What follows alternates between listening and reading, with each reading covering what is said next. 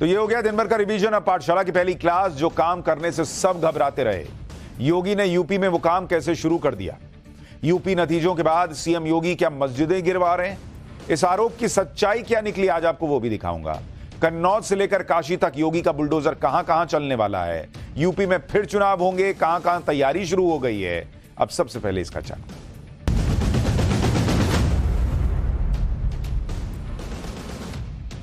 Election result आए 3 हफ्ते बीत चुके हैं, लेकिन यूपी की बात लगातार चल रही है। यूपी में जिस तरह के नतीजे आए, उससे कुछ लोग ये कह रहे हैं कि वहां पर मुख्यमंत्री योगी आदित्यनाथ की धमक पर कुछ असर पड़ेगा। लेकिन योगी आदित्यनाथ ने अपने सारे विरोधियों को गलत साबित कर दिया। चुनाव नतीजों के बाद जिस तरह से सीएम योगी धड़ाधड़ एक्शन ले रहे हैं, उससे मैसेज क्लियर है कि योगी आदित्यनाथ वो नेता नहीं है जो बैकफुट पर चले जाएंगे। सारी अटकलों और अफवाहों पर फुल स्टॉप लगा चुके हैं। पीएम मोदी ने इशारों में यह भी बता दिया कि सीएम योगी जो कर रहे हैं वो ठीक है। उनको एक तरह से कंधे पर उन्होंने हाथ रखा, पीठ थपथपाई, और ये बार बार हो गया। यानी मैसेज क्लियर है कि भाई आप काम करते रहिए। और कल ही वाराणसी में पीएम मोदी और सीएम योगी एक साथ मंच पर दिखे भी। यानी यूपी में सब ठीक है, और जो ठीक नहीं है उसे मुख्यमंत्री योगी ठीक करने में जुट गए।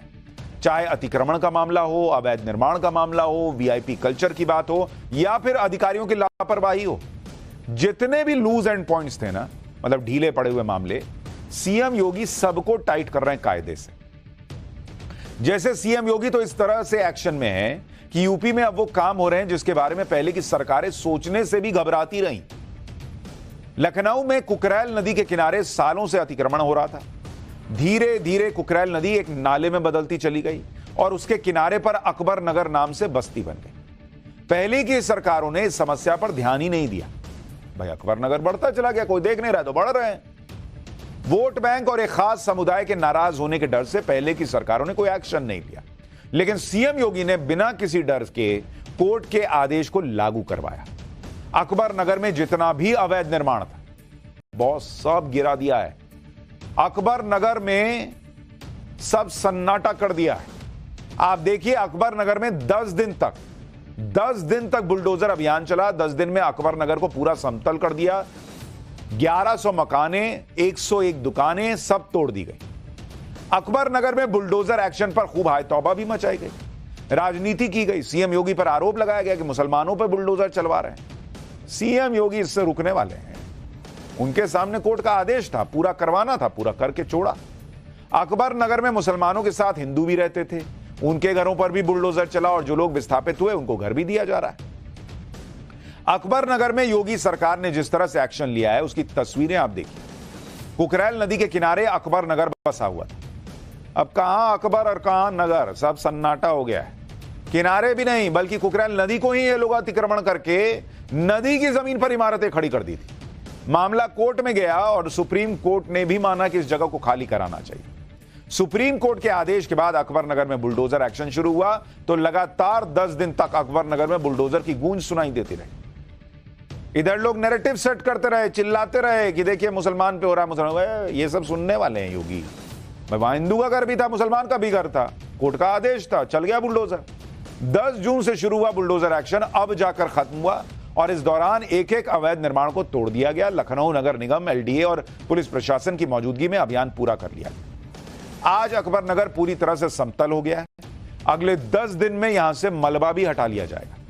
एक बार अकबर नगर से ग्राउंड रिपोर्ट देखिए, फिर बताता हूं कि अकबर नगर में सिर्फ मस्जिद तोड़ी गई वाले नैरेटिव की सच्चाई क्या है, इसके अलावा और क्या क्या वहां पर हो रहा है यूपी में, यह सब दिखाऊंगा। पहले जरा ग्राउंड रिपोर्ट देखिए। अकबर नगर में चल रही यूपी के अब तक सबसे बड़े अतिक्रमण हटाओ अभियान के तहत धर्म स्थल को जमींदोज किया गया। बीती रात राज्य सरकार ने, लखनऊ जिला प्रशासन ने बैरिकेटिंग करके यहां पर आने वाले ट्रैफिक को रोक दिया और सबसे पहले जो 2 मस्जिद बनी थी उनको जमींदोज किया गया। सामने मलबा नजर आएगा, एक मदरसा भी इनके बगल में बना था, उस मदरसे को भी जमींदोज किया गया है। इसके अलावा क्योंकि यहां पर हिंदू परिवार भी रहा करते थे तो 3 मंदिर रोड किनारे बने हुए थे, उनको भी जमींदोज किया गया है। लेकिन उससे पहले जो मूर्तियां थी उन्हें दूसरी जगह स्थापित किया गया और उसके बाद मंदिरों को भी हटा दिया गया।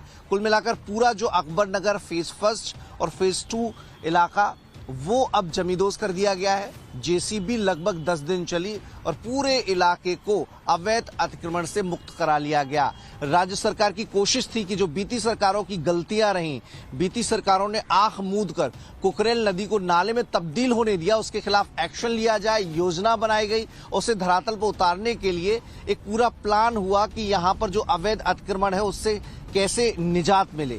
मामला कोर्ट में भी गया, कोर्ट ने भी राज्य सरकार के पक्ष को सही मानते हुए इस पूरे इलाके को खाली करवाने के निर्देश दिया। ये तस्वीर जो कोई भी देख रहा है वो कह रहा है बॉस लॉ एंड ऑर्डर ऐसा ही होता है कि भाई आदेश हुआ तो आदेश हुआ, फिर ये नहीं कि कोई धरने पे बैठ रहा है, कोई कुछ कर रहा है, ये सब नहीं चलता यूपी में। अकबर नगर में बुलडोजर एक्शन के दौरान किसी भी तरह का भेदभाव भी नहीं किया गया। अतिक्रमण करने वाले हिंदू थे तो उनके घर भी टूटे, उनकी दुकानें भी टूटी, मुसलमान थे तो उनकी भी टूटी, सभी पर एक्शन हुआ। अवैध तरीके से चाहे जो भी निर्माण हुआ हो, चाहे वो धार्मिक स्थल ही क्यों ना हो, किसी भी समुदाय का धार्मिक स्थल क्यों ना हो, उन पर बुलडोजर चला। जैसे अगर आप तस्वीर देखिए, अकबर नगर में कई मस्जिद और मदरसे बने हुए थे जो अवैध जगह पर बने हुए थे। बुलडोजर एक्शन के दौरान ऐसे अवैध निर्माण को गिरा दिया गया। अकबर नगर में बने 4 मंजिला मदरसे को भी बुलडोजर से गिरा दिया गया। मस्जिद और मदरसे को गिराए जाने के दौरान वहां कड़ी सुरक्षा व्यवस्था थी। बैरिकेडिंग करके पूरे इलाके को सुरक्षित किया गया और रात के समय मस्जिद और मदरसे को तोड़ दिया गया। इस दौरान पूरी कार्रवाई की रिकॉर्डिंग भी हो रही थी, क्योंकि पता है भाई कई लोग उसमें माहौल बना देंगे, तो हर चीज की रिकॉर्डिंग हुई। अकबर नगर में जो एक्शन हो रहा है उसे कुछ लोग मुसलमानों के खिलाफ एक तरफा कार्रवाई बता रहे हैं। लखनऊ के मौलाना कौसर हयात ने कहा कि योगी सरकार मुसलमानों पर अत्याचार कर रही है। जरा मौलाना को सुनिए, फिर आपको इस आरोप की सच्चाई भी बताऊंगा। कि गरीब जनता झोपड़ों में रह रही है, उसको सही जगह देना सरकार का काम है।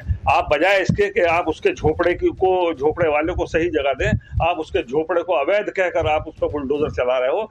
ये काम पूरी दुनिया में शायद नहीं हुआ, पहली मर्तबा सिर्फ ये योगी जी कर रहे हैं कि वो बिल्कुल कतई तौर पर एक तरफा तौर पर कार्रवाई करके मुस्लिम दुश्मनी का मुजाहिरा कर रहे हैं, खुली मुस्लिम दुश्मनी कि वो मुसलमानों से दुश्मनी कर रहे हैं, मुसलमानों को बर्बाद करने की कोशिश कर रहे हैं। और ये चीजें और जगह भी चलाने की वो कोशिश कर रहे हैं कि जहां जहां मुस्लिम आबादी है उनको अवैध कह दिया जाए। अवैध किसे कहते हैं? अवैध तो खुद उनका वजूद है। अब मौलाना जो बातें कह रहे हैं उसमें कई चीजें गलत कह रहे हैं। एक तो ये सुप्रीम कोर्ट ने कहा अवैध है, ऐसा नहीं कि योगी आदित्यनाथ ने कह दिया कि नहीं अवैध हटाओ। सुप्रीम कोर्ट ने भी अवैध कहा है, तब जाकर एक्शन हो रहा है। दूसरा, मुसलमानों से बदले की बात कहां से आई जब हिंदुओं के घर पे भी एक्शन हुआ, उनकी दुकानों पर भी एक्शन हुआ। हर बात में विक्टिम कार्ड नहीं खेलना चाहिए बॉस। और जो लोग कह रहे हैं कि गरीब का घर है, भाई उनको दूसरी जगह घर भी दिया जा रहा है। कोई आदमी अपने घर में अवैध कब्जा हो जाए ये स्वीकार करता है कि आपके घर में कोई गरीब है? आप कितने गरीबों को अपने घर में रहने देते हैं? नहीं रहने देते ना। कहते हैं गरीब हो तो गरीब हो, लेकिन मेरे घर में थोड़ी रहोगे यार, अपना घर बनाओ। मौलाना अपने घर में कितने गरीबों को रख रहे हैं? नहीं रख रहे हैं ना। लेकिन सरकारी जमीन पे गरीब कब्जा कर ले, उसको दूसरी जगह विस्थापित भी ना कीजिए, ये कौन सा नियम कायदा कानून है बॉस? मौलाना कौसर हयात जैसे लोग सिर्फ भड़काने के लिए इस तरह के बयान दे रहे हैं, क्योंकि अकबर नगर में यह नहीं देखा गया कि अवैध निर्माण किस समुदाय का है। अकबर नगर में मंदिर भी बने हुए थे, क्योंकि यहां मुसलमानों के साथ हिंदुओं की भी बड़ी आबादी रहती थी। मस्जिद के साथ साथ मंदिर भी तोड़े गए। अकबर नगर में जितने मंदिर थे उन्हें तोड़ दिया गया। मंदिर तोड़ने से पहले मूर्तियों को दूसरी जगह शिफ्ट किया गया और उसके बाद मंदिर को गिरा दिया गया। यानी अकबर नगर में बिना भेदभाव के बुलडोजर चला है। अगर मुसलमानों के मकान तोड़े गए तो हिंदुओं के भी मकान तोड़े गए। अगर मदरसे गिराए गए तो अवैध निर्माण से बने हिंदू धार्मिक स्थल भी तोड़े गए। अफसोस यह होता है मुझे कि इस देश में हर चीज में एक तो करने वाला गैरकानूनी काम कर रहा है, लेकिन जो कानून का पालन करवा रहा है उसको हर चीज को तराजू पे रख के दिखाना पड़ता है कि देखिए मस्जिद टूटी है तो मंदिर भी तोड़े। अच्छा फिर ठीक। क्यों भाई? अगर मान लीजिए वहां पर सिर्फ मंदिर होता और अवैध जमीन पे बना होता तो नहीं तोड़ना चाहिए था क्या? उसके लिए कोई मस्जिद ढूंढ के तोड़नी चाहिए थी। सेम मस्जिद पे अप्लाई होता। अगर अवैध जगह पे बनी है तो क्या एक हिंदू का मंदिर टूटेगा तभी जाकर वो बराबरी मानी जाएगी? नहीं तो फिर वो अत्याचार माना जाएगा। क्या हिसाब इस देश में चल रहा है भाई? आपको यह भी बताता हूं कि अकबर नगर में अवैध निर्माण को तोड़ने के बाद आगे क्या होगा। अकबर नगर में कुकरेल रिवर फ्रंट बनाया जाएगा, साबरमती रिवर फ्रंट की तरह इसे डेवलप किया जाएगा। यहां पर इको टूरिज्म हब तैयार होगा। देश का पहला नाइट सफारी बनाने का भी यहां पर प्लान है। नाइट सफारी में 54 प्रजाति के जानवर होंगे। नाइट सफारी में ट्रैम की भी सुविधा मिलेगी। लखनऊ जू को यहां पर शिफ्ट किया जा सकता है। आसपास के सारे तालाबों को जोड़ा जाएगा। नदी के किनारों पर अलग अलग थीम पर पार्क बनेंगे। कुकरेल रिवर फ्रंट में एडवेंचर एक्टिविटी भी होंगी। यानी कुल मिलाकर कुकरेल रिवर फ्रंट आने वाले समय में लखनऊ का सबसे हैपनिंग प्लेस होगा।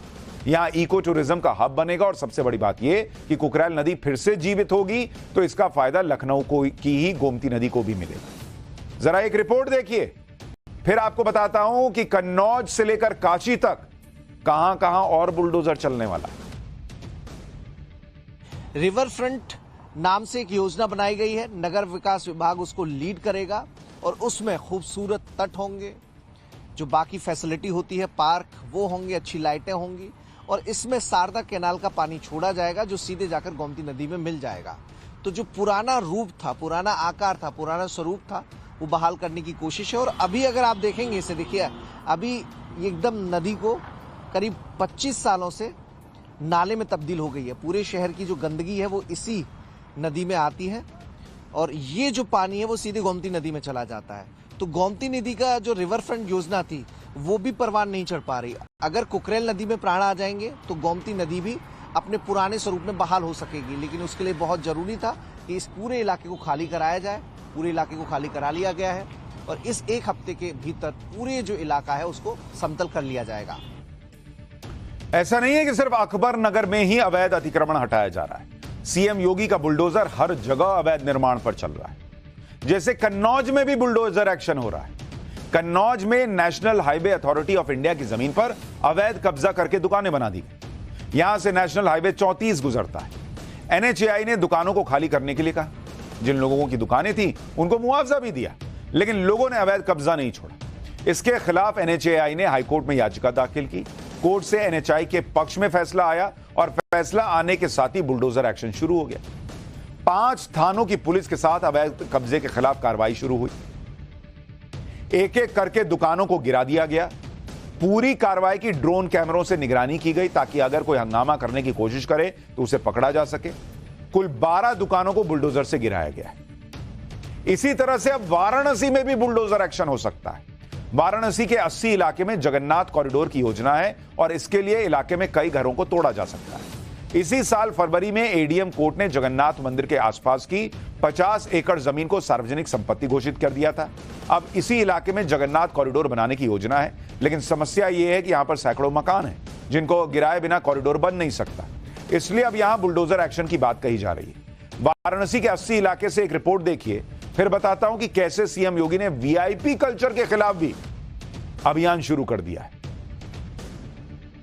वाराणसी के 80 के इलाके में भी जगन्नाथ कॉरिडोर को बनाने के नाम पर कहीं ना कहीं स्थानीय प्रशासन की ओर से 350 मकानों को चिन्हित किया जा रहा है और कहा यह जा रहा है, आरोप ये लग रहे हैं कि आने वाले दिनों में यहाँ पर भी कार्रवाई हो सकती है, यानी इस इलाके में भी बुलडोजर चल सकता है। ये पूरा इलाका 80 का जगन्नाथ कॉरिडोर के नाम पर डेवलप किया जाना है। यहाँ पर आप देखिए कि बड़े बड़े जो मकान हैं, रिहायशी मकान हैं, इनमें से कई ऐसे मकान हैं जो लंबे समय से बने हैं, यानी यहाँ पर पीढ़ी दर पीढ़ी लोग रहते हैं। इन लोगों का ये कहना है कि अब जगन्नाथ कॉरिडोर के नाम पर इनका आशियाना उजाड़ने की तैयारी की जा रही है और एसडीएम कोर्ट की ओर से बाकायदे एक फैसला भी दिया गया है जिसमें इस पूरी भूमि को सार्वजनिक भूमि घोषित किया गया है। सवाल इस बात का है कि आने वाले दिनों में क्या जगन्नाथ कॉरिडोर और 80 नदी के नाम पर इन जो स्थानीय लोग हैं, जो इन ये मकाने हैं, इनको जमींदोज किया जाएगा। इसी तरह से सीएम योगी ने अब प्रदेश में वीआईपी कल्चर के खिलाफ भी अभियान छेड़ दिया है। सीएम योगी काफी समय से वीआईपी कल्चर को खत्म करने की कोशिश कर रहे हैं। अब तो सीएम ने सख्त आदेश जारी कर दिया जिसका असर दिखने भी लगा है। बहराइच की ये तस्वीरें देखिए। यहां नायब तहसीलदार साहब प्राइवेट गाड़ी पर लाल बत्ती लगाकर रौब झाड़ते हुए जा रहे थे। ट्रैफिक इंस्पेक्टर ने नायब तहसीलदार की गाड़ी रोक दी कि रोकिए सर, फिर लाल बत्ती उतरवाई, 2500 रुपए का चालान काट दिया। यानी चाहे अधिकारी हो या आम आदमी, नियम सभी के लिए बराबर हैं। इसी तरह से देवरिया में भी वीआईपी कल्चर के खिलाफ अभियान चलाया गया। देवरिया में चेकिंग के दौरान पुलिस ने कांग्रेस नेता अखिलेश प्रताप सिंह की गाड़ी को रोक लिया। लोकसभा चुनाव में अखिलेश प्रताप सिंह देवरिया से चुनाव लड़े थे। उनकी गाड़ी पर हूटर लगा था जिसे पुलिस ने उतार दिया, लेकिन इस दौरान अखिलेश प्रताप सिंह पुलिस से ही उलझ पड़े।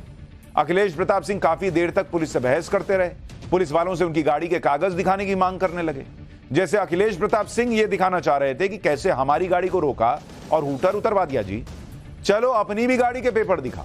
इसी वीआईपी कल्चर को योगी आदित्यनाथ उत्तर प्रदेश से खत्म करना चाहते हैं। दरअसल मुख्यमंत्री योगी आदित्यनाथ ने 13 जून को अधिकारियों के साथ बैठक में वीआईपी कल्चर खत्म करने को लेकर आदेश दिए। सीएम योगी कैटेगोरिकली कह चुके थे कि सरकारी गाड़ी हो, प्राइवेट गाड़ी हो, किसी पर भी हूटर या प्रेशर हॉर्न नहीं होना चाहिए। वीआईपी काफिले में भी सबसे आगे वाली गाड़ी में ही हूटर होगा, वो भी तय ध्वनि सीमा में बजेगा। जिन गाड़ियों के शीशों पर ब्लैक फिल्म है उनके खिलाफ एक्शन लिया जाएगा। प्राइवेट गाड़ियों पर लाल या नीली बत्ती लगाने वालों पर भी एक्शन होगा। सीएम योगी के इस आदेश के बाद लखनऊ समेत कई शहरों में वीआईपी कल्चर के खिलाफ अभियान शुरू हो गया। लखनऊ में तो कई बीजेपी नेताओं के साथ साथ विपक्षी नेताओं की गाड़ियों से भी हूटर और ब्लैक फिल्म हटाई गई। यानी आदेश क्लियर है, चाहे कोई हो, किसी पार्टी का हो, सभी को नियमों के अनुसार ही चलना होगा बॉस। यानी मुख्यमंत्री योगी प्रशासन के स्तर पर फुल एक्टिव है, साथ ही आने वाले चुनावों के लिए तैयारी भी कर रहे हैं, क्योंकि यूपी में 10 सीटों पर अब उपचुनाव होने वाले हैं। इनमें से 9 विधानसभा सीटों पर जो मौजूदा विधायक थे अब वो सांसद बन गए, इसलिए वहां उपचुनाव होगा। जबकि कानपुर की सीसामऊ सीट से समाजवादी पार्टी के विधायक इरफान सोलंकी को 7 साल की सजा हो गई। अब आप ये देखें कि इन सीटों पर फिलहाल क्या समीकरण है, कौन मजबूत है, कौन कमजोर है और क्या हो सकता है। जैसे गाजियाबाद की सीट है विधानसभा की, यहां से विधायक अतुल गर्ग अब गाजियाबाद के सांसद बन गए, तो यह सीट खाली हो गई।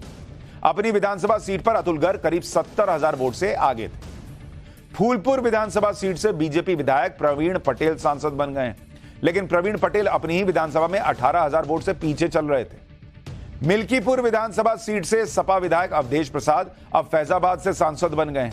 अवधेश प्रसाद को अपनी विधानसभा सीट पर बढ़त मिली हुई। करहल विधानसभा सीट से अखिलेश यादव विधायक थे, जो अब कन्नौज से सांसद बन गए। लोकसभा चुनाव में यहां से समाजवादी पार्टी को तगड़ी बढ़त मिली। कुंदरकी विधानसभा सीट से सपा के जियाउर रहमान बर्क विधायक थे, जो अब संभल से सांसद हैं। कुंदरकी में समाजवादी पार्टी 60,000 वोट से आगे थी। मझवा विधानसभा सीट निषाद पार्टी के विनोद बिंद विधायक थे, जो अब भदोही से सांसद हैं। मझवा विधानसभा में बीजेपी के सहयोगी अपना दल को बढ़त मिली हुई। मीरापुर विधानसभा सीट से आरएलडी के चंदन चौहान विधायक थे, जो अब बिजनौर से सांसद हो गए। लोकसभा चुनाव के दौरान ये जो मीरापुर का इलाका है, यहां आरएलडी को बढ़त मिली हुई थी। कटेहरी विधानसभा सीट सपा के लालजी वर्मा विधायक थे, जो अब सांसद हो गए। कटेहरी में लालजी वर्मा को 17,000 वोट की लीड मिली हुई। खैर विधानसभा से बीजेपी के अनूप प्रधान विधायक थे, खैर विधानसभा से, जो अब हाथरस से सांसद है। लोकसभा चुनाव में खैर इलाके में बीजेपी को बढ़त। यानी इस तरह से देखें तो 9 सीटों में 4 पर लोकसभा चुनाव के हिसाब से बीजेपी और उनके सहयोगी दल आगे थे, जबकि 5 सीटों पर इंडी गठबंधन आगे थे। इस हिसाब से बीजेपी के लिए अब चैलेंज यूपी में बढ़ गया है कि वो अखिलेश यादव और उनके चुनावी समीकरण का काट कैसे निकालेगी और उपचुनाव में क्या उसका पासा पलटेगा या नहीं। इधर अखिलेश यादव भी तैयारी में लगे हुए हैं। लोकसभा चुनाव में अखिलेश यादव ने पिछड़े, दलित और अल्पसंख्यकों को यानी पीडीए का मुद्दा उठाया था और उनको कामयाबी भी मिली। अखिलेश यादव अब पीडीए पॉलिटिक्स को यूपी में एकदम ग्राउंड लेवल पर उतारने की प्लानिंग कर रहे हैं और इसकी शुरुआत विधानसभा में नेता प्रतिपक्ष के पद से कर सकते हैं। अखिलेश के इस्तीफे के बाद नेता प्रतिपक्ष का पद खाली है। चर्चा है कि अखिलेश किसी अति पिछड़े या फिर दलित को नेता प्रतिपक्ष बना सकते हैं। इसके अलावा अखिलेश की योजना है कि यूपी के हर जिले में पीडीए पंचायत लगाई जाए, पीडीए में आने वाली जातियों को एकजुट किया जाए, पीडीए को उनके अधिकारों के बारे में बताया जाए, उपचुनाव में भी पीडीए के तहत प्रत्याशी चुने जाएं। अखिलेश ने पीडीए के फॉर्मूले के तहत लोकसभा चुनाव में 17 दलित और 30 ओबीसी कैंडिडेट्स को टिकट दिया था, जिसमें से 20 ओबीसी और 8 दलित जीत भी गए। अखिलेश ने 5 यादव और 4 मुसलमानों को टिकट दिया था और ये सभी लोग जीत गए। इस तरह से पीडीए फॉर्मूला लगाकर अखिलेश ने यूपी में 37 सीटें जीती। तो भाई जब रिजल्ट आया है तो उसको क्यों छोड़ेंगे उस फॉर्मूले को। तो अखिलेश यादव उसको और ग्राउंड पर मजबूत करने में लग गए। लोकसभा चुनाव में यूपी की 37 सीटों पर जीत हासिल करने के बाद अब अखिलेश यादव कॉन्फिडेंट भी दिख रहे हैं। समाजवादी पार्टी के बागी विधायकों पर एक्शन की भी तैयारी चल रही है। इसी साल फरवरी में राज्यसभा चुनाव के दौरान सपा के 6 विधायकों ने क्रॉस वोटिंग की। अब इन विधायकों की सदस्यता खत्म करने के लिए विधानसभा स्पीकर से डिमांड की जा सकती है। ये विधायक थे रायबरेली की ऊंचाहार विधानसभा सीट से मनोज पांडे, अंबेडकर नगर की जलालपुर विधानसभा सीट से राकेश पांडे, अयोध्या की गोसाईगंज विधानसभा सीट से अभय सिंह, अमेठी की गौरीगंज विधानसभा सीट से राकेश प्रताप सिंह, जालौन की कालपी विधानसभा सीट से विनोद चतुर्वेदी और कौशाम्बी की चायल विधानसभा सीट से पूजा पाल चायल। अब अगर इन सभी विधायकों की सदस्यता जाती है तो इन सभी सीटों पर भी उपचुनाव होंगे। अखिलेश यादव जल्दी ही इन सभी के खिलाफ कार्रवाई कर सकते हैं।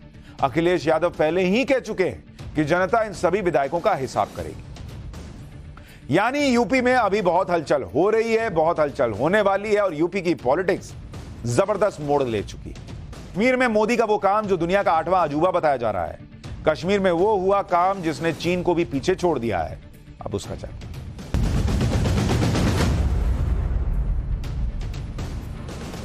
कहने के लिए नरेंद्र मोदी के विरोधी कुछ भी कहते रहे, लेकिन सच यही है कि पिछले 10 साल में नरेंद्र मोदी ने ऐसे ऐसे काम कर दिए जिन कामों को हाथ लगाने की कोई हिम्मत नहीं दिखाता था। ऐसे ऐसे प्रोजेक्ट्स इन 10 साल में डिलीवर हुए हैं बॉस, शुरू नहीं डिलीवर हुए हैं, जिन्हें पूरा करना ही नामुमकिन लगता था। लेकिन मोदी है तो मुमकिन है वाली बात ऐसे ही नहीं कही गई। कश्मीर में पीएम मोदी ने वो काम कर दिया जो दुनिया का 8वां अजूबा कहा जा रहा है। यह वो काम है जिसने चीन को भी पीछे छोड़ दिया है। जम्मू कश्मीर में एक ऐसा प्रोजेक्ट बनकर तैयार हो चुका है जिसकी चर्चा पूरी दुनिया में हो रही है।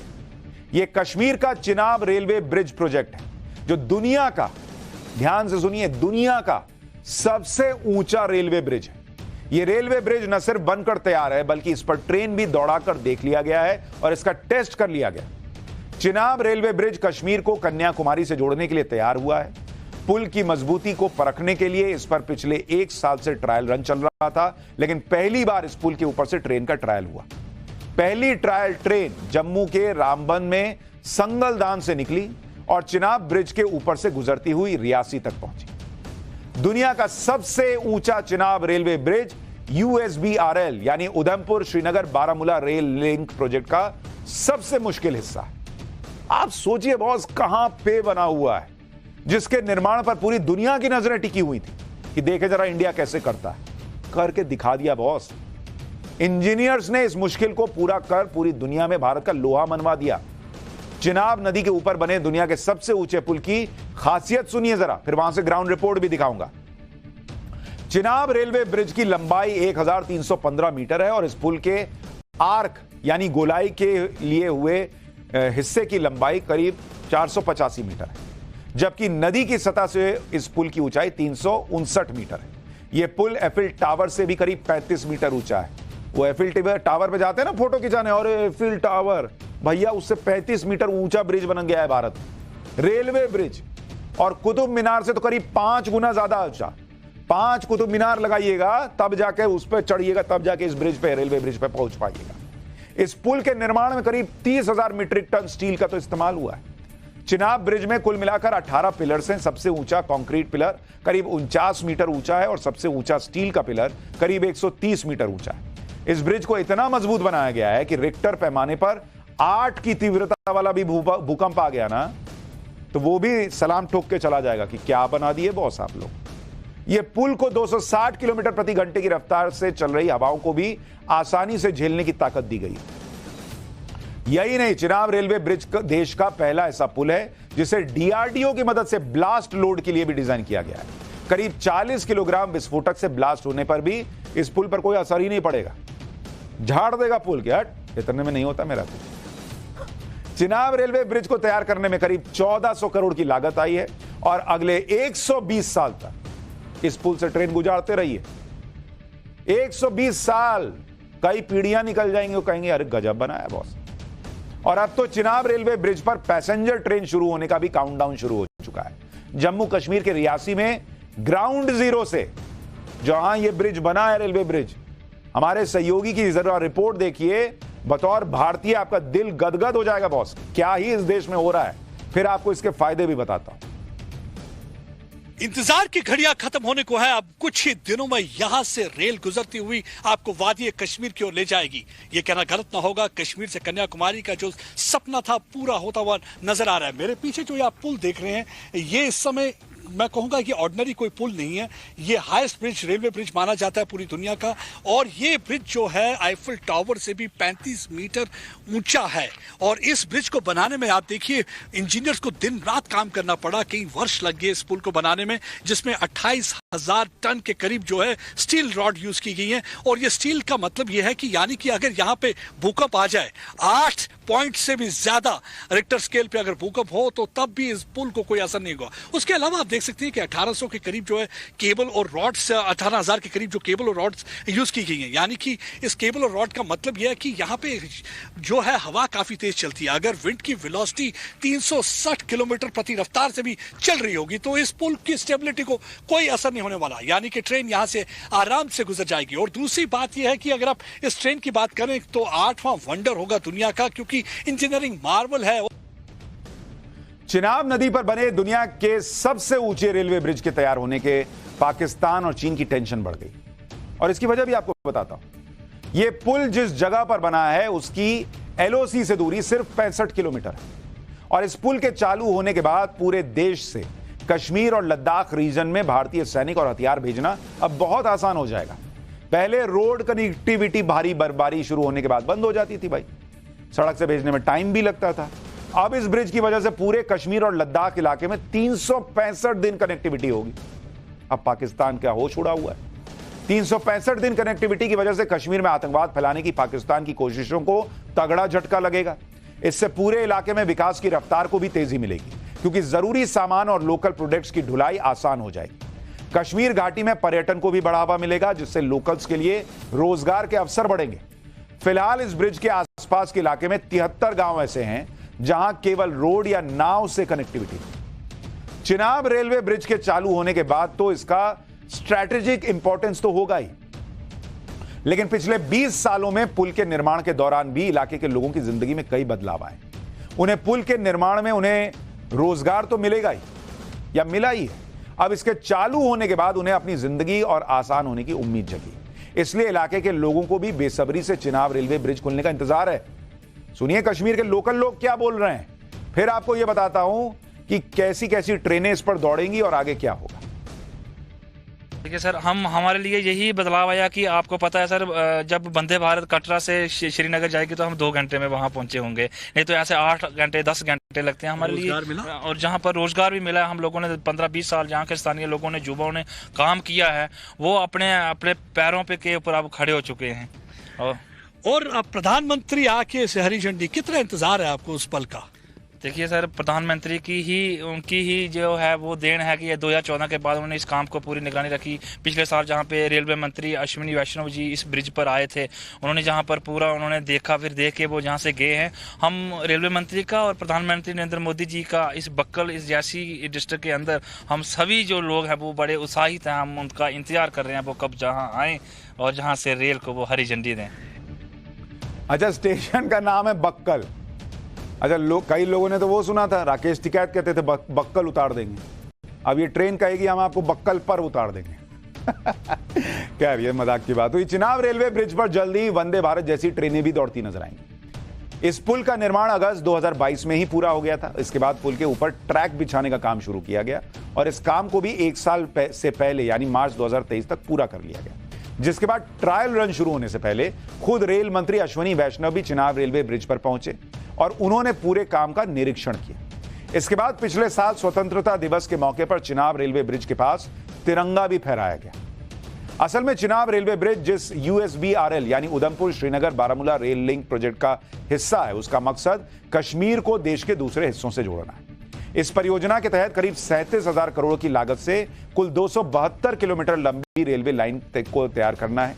यह रेलवे लाइन उधमपुर से कटरा, बनिहाल, काजीगुंड, श्रीनगर होते हुए बारामूला पहुंचेगी। अलग अलग फेज में 209 किलोमीटर लंबी रेलवे लाइन बिछाई जा चुकी है। इस साल के अंत तक रियासी को कटरा से जोड़ने वाली आखिरी रेलवे लाइन का भी काम पूरा होने की उम्मीद है। इस प्रोजेक्ट के तहत जहां चिनाब नदी पर दुनिया का सबसे ऊंचा रेलवे ब्रिज और दूसरे पुल बनाए गए हैं, तो 38 जगहों पर टनल भी तैयार किए गए। ऐसा ही एक टनल रियासी से चिनाब रेलवे ब्रिज होते हुए संगलदान तक पहुंचने वाले रूट पर भी तैयार हुआ है। इस टनल पर भी ट्रायल रन किया जा रहा है। हमारे सहयोगी की रिपोर्ट, वहां से ग्राउंड रिपोर्ट देखिए, फिर बताता हूं कि चिनाब ब्रिज ने कैसे चीन को भारत से पीछे कर दिया। ये देखिए, ये जो टनल है ये 5 किलोमीटर से ज्यादा है, मतलब 6 किलोमीटर के करीब है। ये टनल टनल लंबा टनल है, इसमें पूरी इलेक्ट्रिफिकेशन हो चुकी है। आप देखिए, और यहाँ पे लगातार इस समय जो ट्रायल ट्रेन है वो पूरी इंस्पेक्शन कर रही है, वो मूवमेंट कर रही है रियासी से संगलदान, ताकि किसी भी किस्म की कोई कोताही ना हो, क्योंकि इसमें 0.1% की कोताही का भी चांस नहीं रहता। इसीलिए लगातार पहले इसका जो है इंस्पेक्शन किया जाता है, ट्रायल रन किया जाता है, उसके बाद फिर यहाँ पे कमिश्नर आते हैं, फिर वो इंस्पेक्ट करते हैं, उसके बाद हरी झंडी दिखाई जाती है और उसके बाद हमारे यहाँ पे वीवीआईपी आएंगे प्रधानमंत्री नरेंद्र मोदी और यहां से रेल को हरी झंडी दिखाते हुए कश्मीर की ओर मूवमेंट करवा देंगे। और इसी पल का इंतजार था। फाइनल काउंटडाउन शुरू हो चुका है। अब कुछ ही दिनों की बात है जब लोगों के चेहरे एक बार फिर से हंसते मुस्कुराते हुए नजर आएंगे। चिनाब रेलवे ब्रिज के निर्माण से पहले दुनिया चीन के बेईपान जियांग पुल को अजूबा मानती है, जो दुनिया का सबसे ऊंचा पुल हुआ करता था। चीन ने गाड़ियों की आवाजाही के लिए इस पुल को बनाया। इस पुल की ऊंचाई करीब 565 मीटर है। ये देखिए, उस पुल की तस्वीर दिखा रहा हूं।